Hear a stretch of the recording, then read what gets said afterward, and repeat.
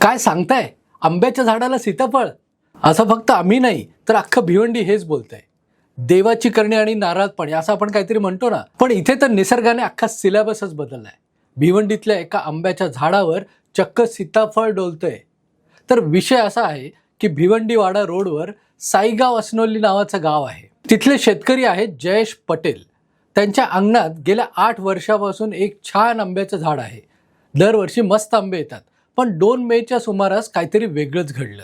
काही मुलं झाडाखाली खेळत होती आणि अचानक त्यांची नजर वर गेली तर बघतात काय, आंब्याच्या पानाच्या गर्दीत एक सीताफळ लटकत होतं. सुरुवातीला घरातल्या मोठ्यांना वाटलं की मुलं मस्करी करतायत, कोणीतरी वर सीताफळ अडकून ठेवलं असेल. पण जयेश यांनी आणि त्यांच्या आईने स्वतः जाऊन बघितलं, तेव्हा त्यांचाही विश्वास बसेना. आता तुम्ही म्हणाल ग्राफ्टिंग केलं असेल, पण थांबा.